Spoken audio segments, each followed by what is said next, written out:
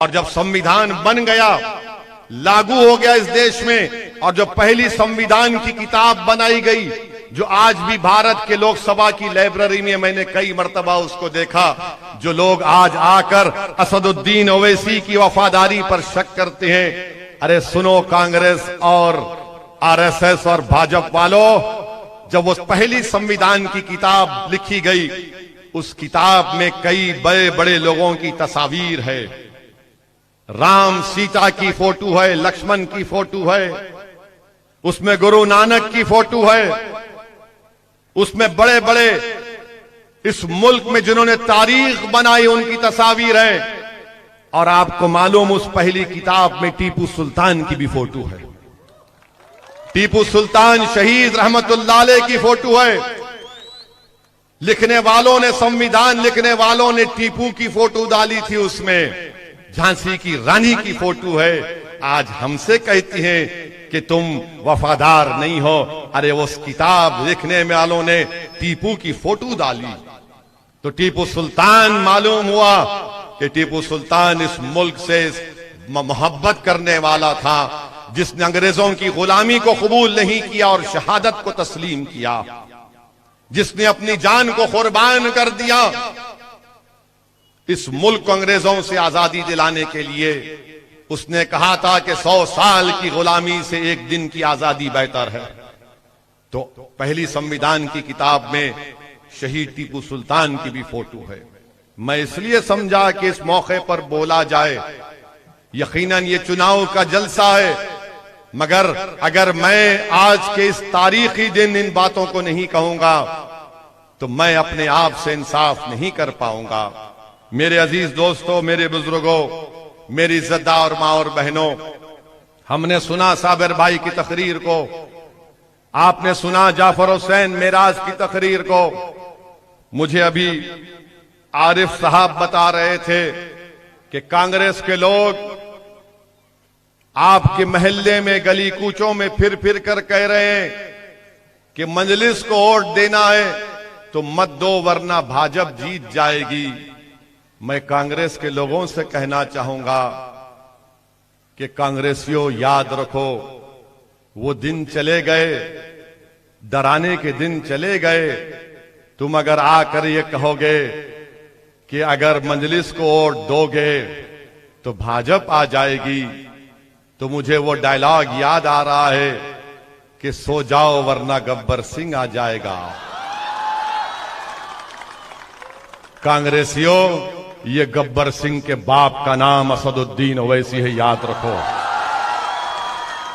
अब इंशाअल्लाह ताला तुम हमेशा के लिए सो जाओगे।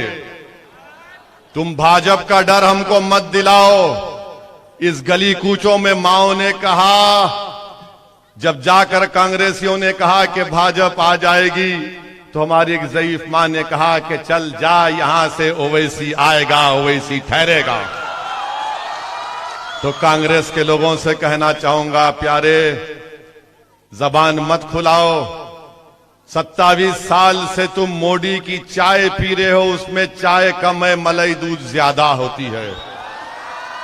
तुम 27 साल से मोदी की चाय, दूध, मलाई खा खा कर मोटे हो गए, मगर जमालपुर की जनता को तुमने गरीब बनाकर रख दिया। तुमने गुजरात की आवाम को कमजोर बनाकर रख दिया। तुम्हारी सेटिंग है मोदी के साथ, इसीलिए तो 27 साल से भाजपा जीत रही है। हम पहली मर्तबा चुनाव लड़ रहे हैं तो तुम डराने पे आ गए। अरे तुम किसको डराओगे?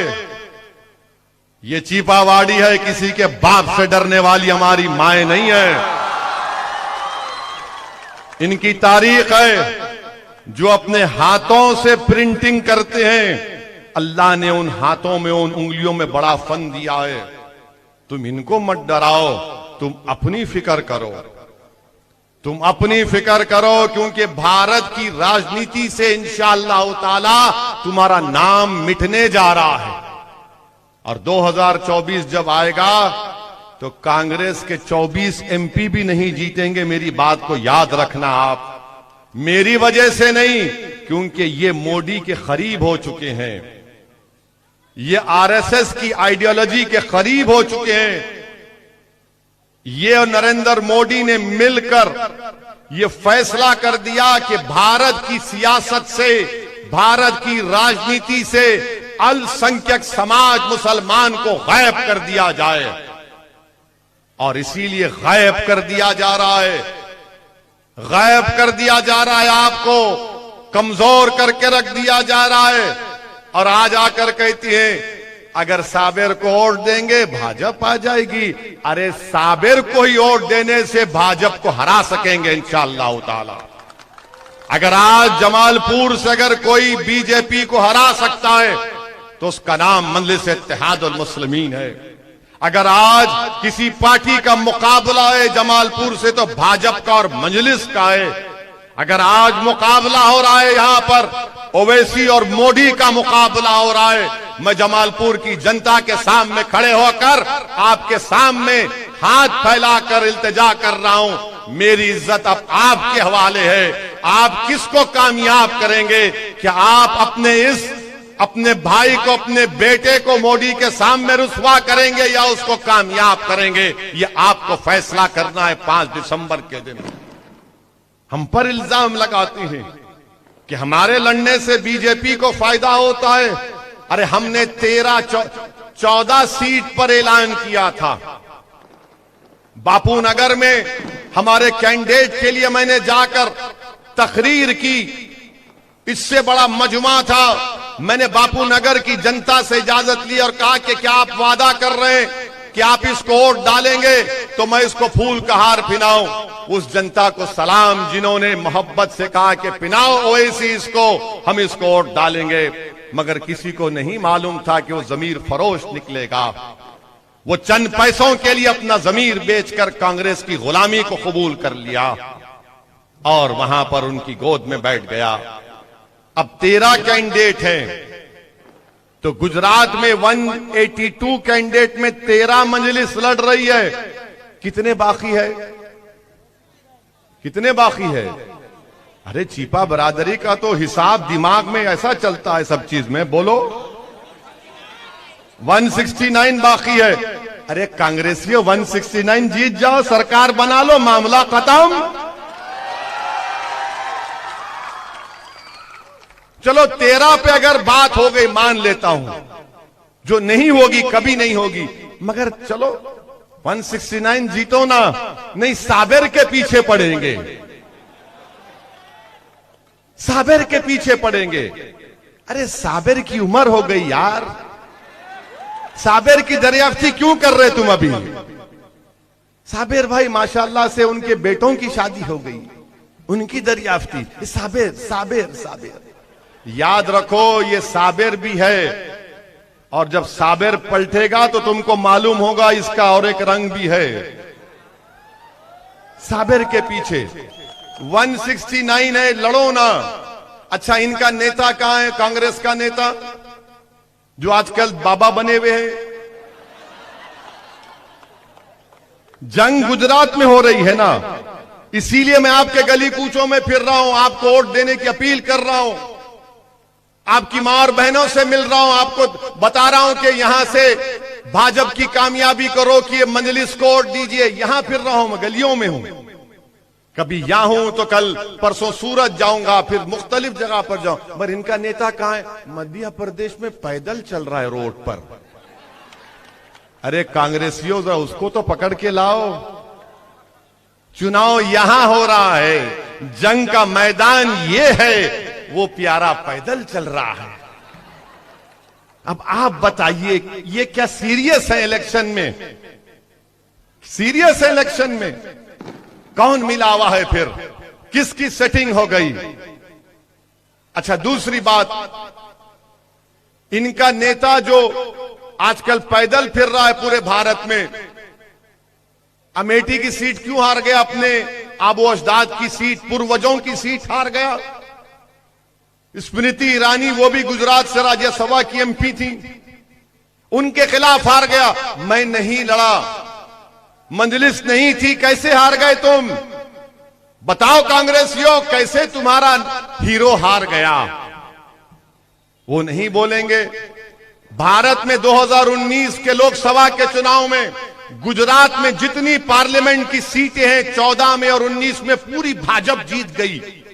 तुम एक सीट नहीं जीते। मैं था यहां पर नहीं था। कैसे जीत गई भाजपा? तुमने सेटिंग कर ली थी मोदी से। मध्य प्रदेश, राजस्थान, छत्तीसगढ़ में 65 लोकसभा की सीट है, 3 जीतती है कांग्रेस पार्टी। मैं नहीं लड़ा मध्य प्रदेश, छत्तीसगढ़, राजस्थान। हम हैदराबाद लड़े। लाखों सलाम हैदराबाद की आवाम को, उन्होंने भाजपा को हराया। औरंगाबाद से इम्तियाज जलील हमारे एमपी हैं। 21 साल के भाजपा शिवसेना के एमपी को इम्तियाज जलील मजलिस इत्तेहादुल मुस्लिमीन और औरंगाबाद की गयूर अवाम ने, हिंदू, मुसलमान, दलित, सिख सब मिलकर इम्तियाज को कामयाब किए। 21 साल का भाजपा शिवसेना का एमपी हार गया। तीसरी सीट लड़े बिहार में किशनगंज, 3 लाख वोट मजलिस, 3,25,000 नीतीश कुमार की पार्टी और 3,50,000 कांग्रेस का। एक ही एमपी बिहार में जीता। एक एमपी मजलिस लड़ी, भाजपा नहीं जीती। बोलो ये झूठ है क्या?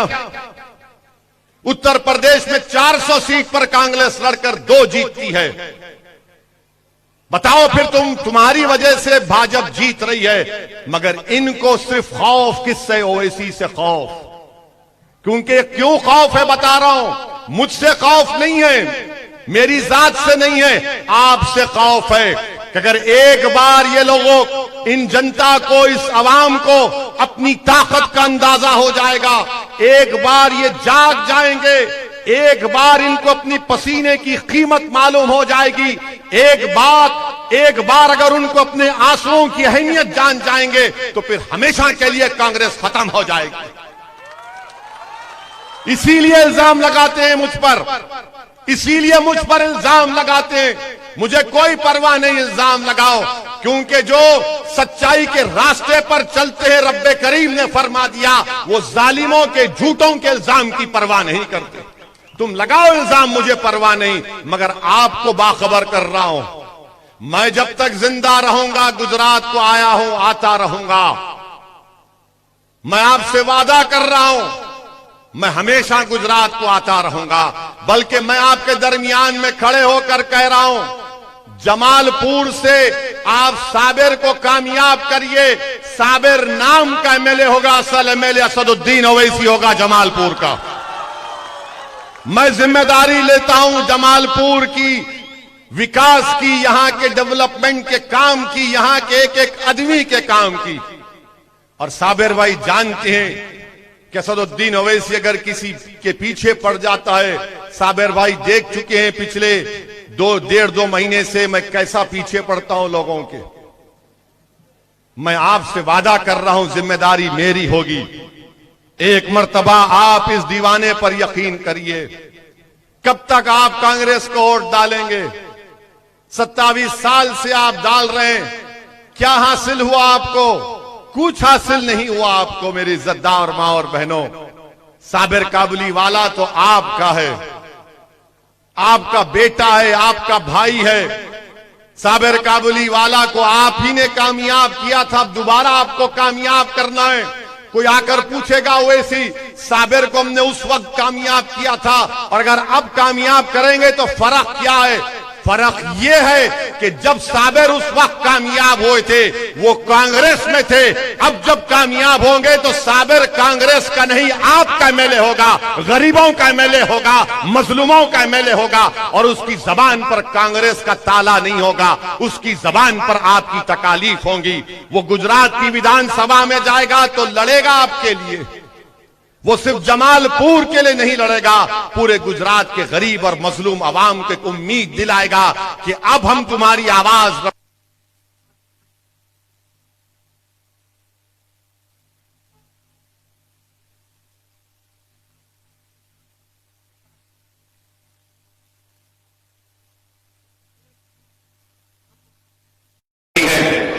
थोड़ी देर के लिए सोचो, अगर साबिर काबुली वाला एमएलए होता तो क्या फैक्ट्री बंद होती?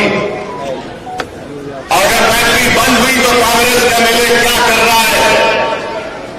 एमएलए हो, उनको जनता ने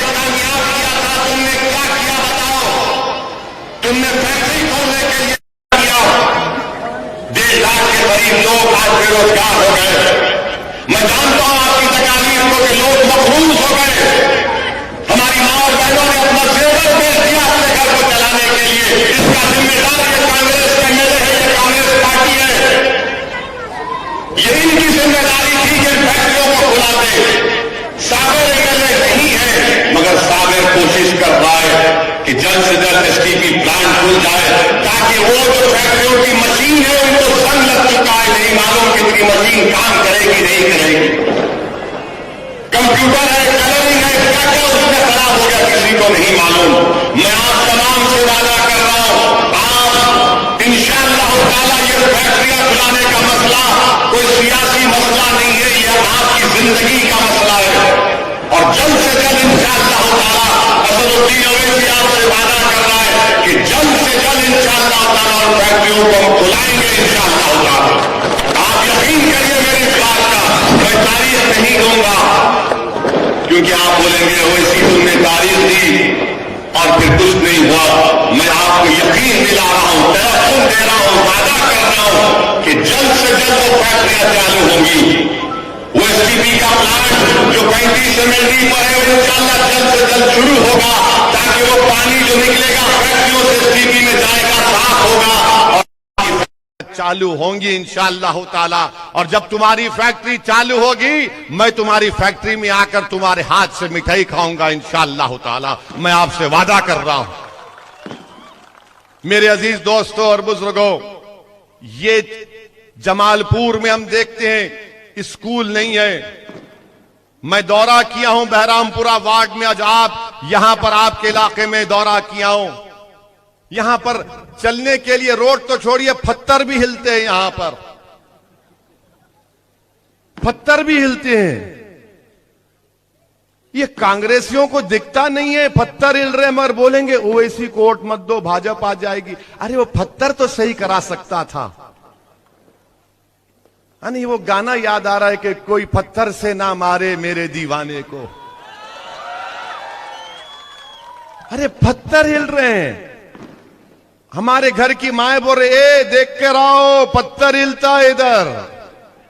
हमारे बुजुर्ग बोल रहे हैं गंदा पानी बहता है इधर। मगर जब वो साबिर भाई को देखते हैं, उनके चेहरों पर जो मैंने इत्मीनान देखा और जो मुस्कुराहट बुजुर्गों पर देखा मैंने, मुझे यकीन है कि 5 तारीख को आप मुत्तहिदा तौर पर अपने के वोट का सही इस्तेमाल करेंगे। आप साबिर भाई को यहां से अपना एमएलए बनाइए। मैं आपसे वादा कर रहा हूं, जमालपुर की जिम्मेदारी मेरी होगी। साबिर ने वादा किया कि बच्चों को स्कूल में पढ़ाएंगे, स्कूल का इंतजाम कराएंगे। मैं कराऊंगा साबिर भाई से, लड़कर इनसे पैसे लेकर उन बच्चों के लिए स्कूल का इंतजाम कराऊंगा मैं। साबिर भाई ने कहा कि जमालपुर में डिस्पेंसरी बनाई जाएगी, बनेगी डिस्पेंसरी इंशाअल्लाह ताला, ताकि आपको फायदा हो सके। मुझे मालूम है, मुश्ताक ने मुझसे कहा कि चीपा बरादरी को ओबीसी का रिजर्वेशन भी मिलना चाहिए। मैं आपसे एक चीज का वादा कर रहा हूं, चुनाव हो जाने दीजिए, उसके बाद मैं एक्सपर्ट्स को लाकर एक रिपोर्ट बनाऊंगा आप लोगों के बारे में, जो बताएगा कि आपका समाजी मौकफ क्या है, इख्तिसादी मौकफ क्या है, तालीमी मौकफ क्या है, गुर्बत कितनी है, कौन कितने घर में कितने लोग रहते हैं। ये सब रिपोर्ट बनाकर हम गुजरात की सरकार के पास, बीसी कमीशन के पास जाएंगे। ये हमारी बर्बादी की दास्तान है, इंसाफ करो। मैं आपसे वादा कर रहा हूं, वह काम करूंगा मैं। आप मुझे मौका दीजिए आपकी खिदमत करने का। ये बहुत से लोग बहुत सी बातें करते हैं आकर, मगर जब चुनाव हो जाता गायब हो जाते हैं। जब कोविड में आप परेशान थे ऑक्सीजन के लिए, आप परेशान थे कि कोई आकर आपको पूछे कहां था यह कांग्रेस का एमएलए, बताइए आप। वो नहीं, गायब हो गया था। कोविड में अगर कोई अपनी जान को खतरे में डालकर गरीबों की उन फिक्र को, अपनी तकलीफ और उनकी तकलीफ को अपने सीने में महसूस कर रहा था, तो उसका नाम साबिर काबली वाला था। वो आपके दरमियान में था, वो नजर आ रहा था। बल्कि ना सिर्फ आपके लिए, बल्कि कोई उत्तर प्रदेश बिहार से जो मजदूर आए, उनको साबिर भाई ने अपने अपने वतन को, उनके गांव को वापस भिजाने का इंतजाम किया था। हां, मैं ये मानता हूं कि साबिर काबुली वाला इंसान है, मैं भी इंसान हूं। अगर किसी को साबिर काबुली वाला से तकलीफ हुई तो मैं आपसे माफी चाहता हूं, मैं आपसे माफी चाहता हूं। आप खुदा के लिए इन चीजों को अपने दिलों से निकालिए। हमको अपने मकसद में कामयाब होना है, आपको अपने मकसद में कामयाब होना है, आपको अपनी लीडरशिप को बनाना है, आपको अपने सच्चे नुमाइंदे को बनाना है, आपको ऐसे आदमी को एमएलए बनाना है जो जमालपुर और चिपावाड़ी की आवाज को गुजरात की विधानसभा में जब पुकारेगा तो उसकी गूंज आपके घरों में सुनाई देगी, उसकी गूंज गुजरात के कोने कोने में सुनाई देगी। तो मेरे अजीज दोस्तों और बुजुर्गों, मेरी आप सदवन गुजारिश है कि मुत्तहिदा अपने वोट का इस्तेमाल करिए, मुत्तहिदा अपने वोट का इस्तेमाल करिए। मेरी बात का यकीन करिए, मुकाबला साबिर का और भाजपा का है। कांग्रेस दूर दूर तक मैदान में नहीं है। यह और बात है कि जिंदाबाद के नारे लगा रहे हैं, वो कभी पोस्टर लगा रहे हैं, मगर आप भी साहिब शऊर हैं। अल्लाह ने आपको दिमाग दिया है, आप भी देख रहे हैं कि मुकाबला किससे हो रहा है। और भाजपा हो या कांग्रेस हो या दिल्ली की वो छोटी रिचार्ज हो, ये सब नहीं चाहते कि आपकी लीडरशिप बने, गरीबों की, मजलूमों की आवाज गुजरात के विधानसभा में जाए। मैं आपसे वादा कर रहा हूं, 5 साल के लिए मजलिस को वोट दीजिए। और आप जानते हैं कि हमारे कॉरपोरेटर्स को आपने कामयाब किया, मैं आपको सलाम करता हूं। स्विमिंग पूल की रिनोवेशन का काम चल रहा है। रायकब जिम में नया जिम का इक्विपमेंट लग रहने वाला है। जो मिर्जापुर में स्लॉटर मार्केट है उसमें आरसीसी फ्लोरिंग का काम हुआ है। और उसका जो हज हाउस है उसका बिल्डिंग यूज परमिशन भी हमारे ही कॉरपोरेटर से लाके दिया। जब जिन कॉरपोरेटर्स को आपने कामयाब किया वो ये काम कर रहे हैं। अगर साबिर काबुली वाला इंशाअल्लाह आपका एमएलए बनेगा तो आप खुद महसूस करेंगे कि हां, हमने पहले किसी को एमएलए बनाया था मगर वो एमएलए बनकर भाग गया। अब कोई खादिम आया है हमारी खिदमत करने के लिए, कोई हमारा बेटा आया है हमारी माओ बहनों का, बुजुर्गों का बोझ उठाने के लिए, कोई हमारा हमदर्द आया है जो नौजवानों के हौसले बुलंद करने के लिए, कोई हमारा बड़ा आया है जो हमारे बच्चों को पढ़ाने का इंतजाम करने वाला है।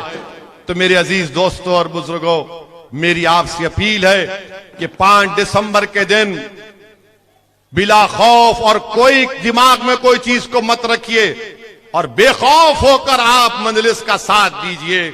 और मैं नौजवानों से अपील कर रहा हूं, प्यारे, अगर ओवैसी से मोहब्बत है तो डरने की जरूरत नहीं है। अगर मजलिस से मोहब्बत है तो सोचने की जरूरत नहीं है। अगर साबिर पर पूरा यकीन है तो फिर पूरा एतमाद करने की जरूरत है। डरने की जरूरत नहीं है, इसलिए कि जब प्यार किया तो डरना क्या, जब प्यार किया तो डरना क्या। मैं आपसे प्यार करता हूं और जिंदगी भर करता रहूंगा। मैं आपसे प्यार और मोहब्बत इसलिए करता हूं, सबसे ज्यादा वजह यह है कि जब वो मैदान होगा तो मुझे जवाब देना पड़ेगा कि बताओ असदुद्दीन, तुमने गरीब आवाम के दिलों में जो हमने मोहब्बत पैदा की थी तुमने उसका क्या जवाब दूंगा मैं, मुझे उसी की फिक्र होती है। यकीनन मैं सियासतदान हूं, मुझे आपके वोट की जरूरत है, मगर मुझे उसकी फिक्र होती है कि जो अल्लाह ने आपके दिलों में इस दीवाने के लिए मोहब्बत डाली, मुझे इसका जवाब देना है। और मैं हमेशा रब्बे करीम से दुआ करता हूं कि अल्लाह ये जिम्मेदारी बहुत ज्यादा है, तू मेरी मदद फरमा। मैं आपसे वादा कर रहा हूं, जो जो लोग मोहब्बत से, शफकत से, उम्मीद से मुझे देखते हैं, मैं कोशिश करता हूं कि उनके उस भरोसे पर उतरूं। मैं हमेशा अल्लाह से मदद की तलब करता हूं कि रब्बे करीम मदद फरमा। इसीलिए इलेक्शन लड़ता हूं। लोग कहते हैं कि तुम हार जाओगे, मैं कहता हूं कि दुनिया में हारने की फिक्र नहीं है। उस दिन ना हार जाऊं मैं, उस दिन ना शर्मिंदा हो जाऊं मैं। दुनिया की हार कोई हारेगा जीतेगा अलग बात है, मगर हमको जो मोहब्बत अल्लाह ने आपके दिलों में डाली, मुझे डर उस दिन का होता है कि कल हम सब क्या जवाब देंगे। इसीलिए मेरे अजीज दोस्तों, हम कोशिश करते हैं कि उस मोहब्बत का सिला सही दें। इसीलिए हम भारत की पार्लियामेंट में अकेले खड़े होकर भाजपा के 300 एमपियों के सामने खुलकर सच्चाई को बयान करते हैं। भाजपा के लोग, कांग्रेस के लोग पूछते हैं कि ओवैसी तुझे डर नहीं होता?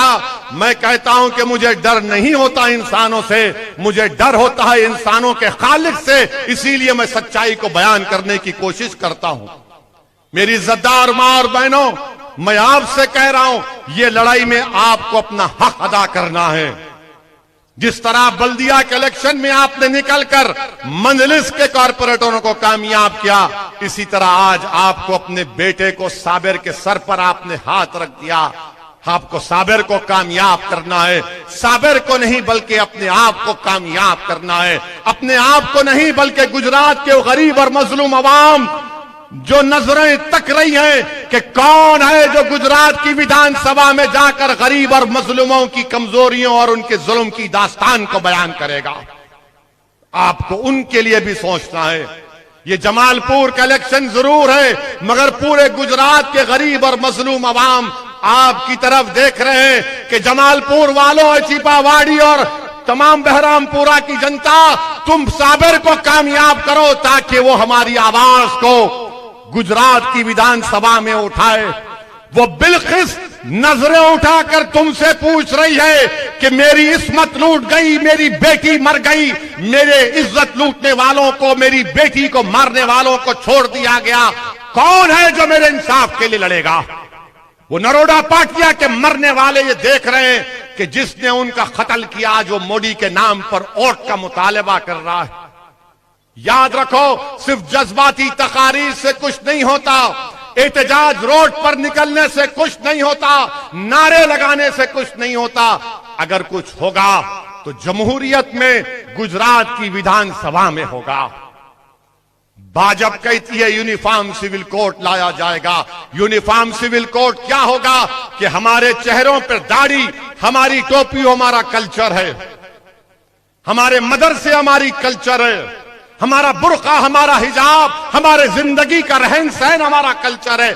आप थोड़ी देर के लिए अपने दिल पर हाथ रखकर सोचो, क्या ये कांग्रेसी बोल सकेंगे जब यूनिफॉर्म सिविल कोड का बिल असेंबली में लाया जाएगा? सोचो आप मेरी इन बातों को। मैं आपको एक फिक्र दे रहा हूं और मुझे उम्मीद है कि इंशाअल्लाह ताला आप तमाम लोग मुत्तहिद होकर साबिर काबुलीवाला को यहां से अपना एमएलए बनाएंगे। मैं फिर से आपको यकीन दिला रहा हूं, वो फैक्ट्रियां खुलेंगी इंशाअल्लाह ताला। मैं यकीन दिला रहा हूं कि जमालपुर की जिम्मेदारी मेरी होगी। मैं आज आपके घर पर आकर दस्तक दिया हूं, मैं आज आपके घर की दहलीज पर आकर आपसे अपील किया हूं कि मंजलिस को वोट दो। ये घर आपका नहीं है, मेरा घर है, याद रखो। मैं हैदराबाद का जरूर हूं, मगर आपका एक एक घर, एक एक दीवार पर मेरा हक है। मेरा और तुम्हारा जो रिश्ता है ना, वो खून का नहीं होगा, वो बिरादरी का नहीं होगा, मगर याद रखो उस रिश्ते को रब्बे करीम ने बनाया है। मैं उस रिश्ते को निभाने की पूरी कोशिश कर रहा हूं। इसीलिए मुझ पर इल्जाम लगाया जाता है, इसीलिए मेरी गाड़ी पर गोलियां चलाई जाती हैं, इसीलिए मुझसे नफरत की जाती है। मुझे इसकी कोई परवाह नहीं है, मुझे इसकी कोई परवाह नहीं। मुझे परवाह उस दिन की है जब हिसाब किताब होगा, जब राय बराबर नेकी का भी अजर दिया जाएगा और राय बराबर गुनाह का भी हिसाब लिया जाएगा। मेरी इज्जतदार मां और बहनों, मेरे बुजुर्गों, मेरे नौजवान साथियों, एक मर्तबा उठो, उठ जाओ और उठकर एक फैसला कर लो कि पतंग के निशान पर बटन दबाएंगे। और जमालपुर की फिजाओं में 5 तारीख के दिन हर एक की जबान पर होगा कि साबिर और पतंग, साबिर और पतंग, साबिर और पतंग, बाकी सब खत्म। साबिर और पतंग, साबिर और पतंग, बाकी सब खत्म। आप तैयार हैं इसके लिए? 5 तारीख को पतंग पर बटन दबाएंगे।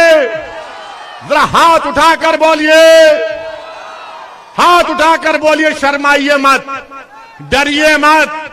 गब्बर सिंह का बाप बैठा है यहां पर, ठहरा हुआ है। तो 5 तारीख के दिन आप तमाम खूब दुआ भी करिए, दुआ भी करिए कि अल्लाह साबिर काबुलीवाला को कामयाब कर दे, क्योंकि इज्जत का देने वाला रब्बे करीम है।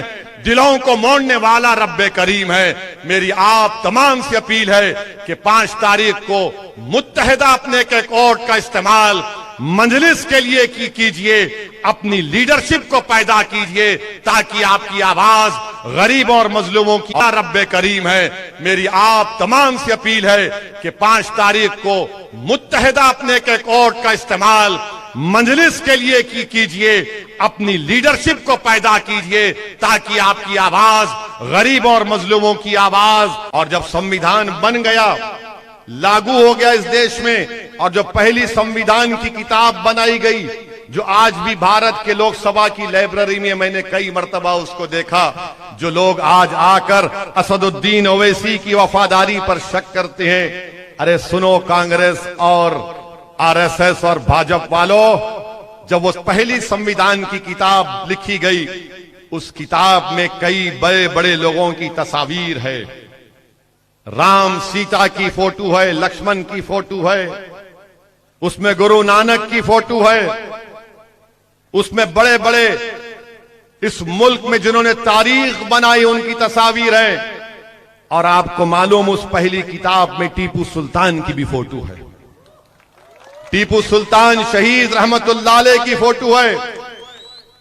लिखने वालों ने, संविधान लिखने वालों ने टीपू की फोटो डाली थी, उसमें झांसी की रानी की फोटो है। आज हमसे कहती हैं कि तुम वफादार नहीं हो। अरे उस किताब लिखने वालों ने टीपू की फोटो डाली तो टीपू सुल्तान मालूम हुआ कि टीपू सुल्तान इस मुल्क से मोहब्बत करने वाला था, जिसने अंग्रेजों की गुलामी को कबूल नहीं किया और शहादत को तस्लीम किया, जिसने अपनी जान को कुर्बान कर दिया इस मुल्क को अंग्रेजों से आजादी दिलाने के लिए। उसने कहा था कि 100 साल की गुलामी से एक दिन की आजादी बेहतर है। तो पहली संविधान की किताब में शहीद टीपू सुल्तान की भी फोटो है। मैं इसलिए समझा कि इस मौके पर बोला जाए। यकीनन ये चुनाव का जल्द